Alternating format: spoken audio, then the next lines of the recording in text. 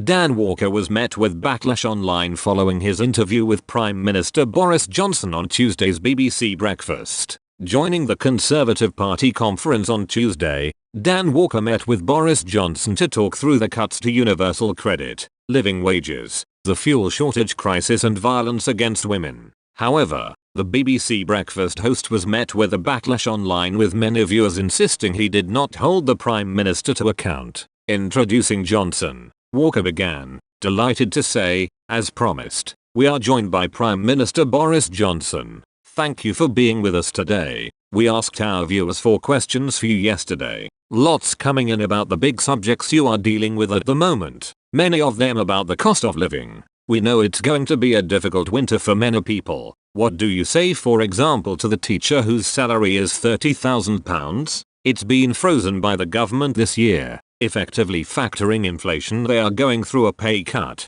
On top of that, we've got energy bills going up. If you're on a standard tariff of £139, national insurance going up £200 next April. Then grocery concerns as well about what they are paying in shops because of rising prices because of supply chain issues. What is your message to people like that this morning?" Walker asked. Johnson replied, "What I'd say to teachers is thank them for all their incredible work they have done throughout the pandemic. We put up starting salaries for teachers to £30,000 as part of a massive investment in education that we are continuing to make." Johnson stated the British economy is coming back to life and the government have been helping any way they can. Interrupting, Walker probed, "On that issue, I don't want to get into a fight with you about official national statistics this morning. What they have said about those wages is it's hard to make those comparisons because it goes back to what was happening during the pandemic and skews the figures." Johnson agreed, "It's actually quite true.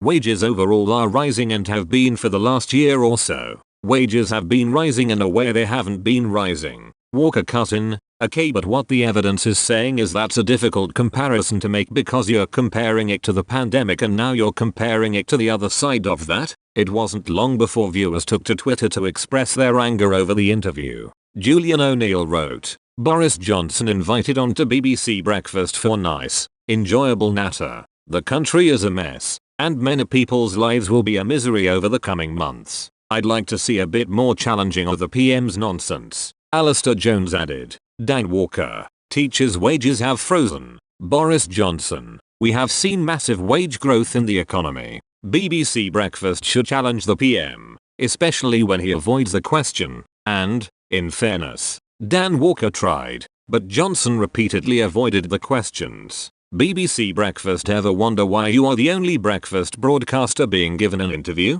Let me explain, you are a soft touch. Shame on you. Look at STV Catherine for how it's done." And K said,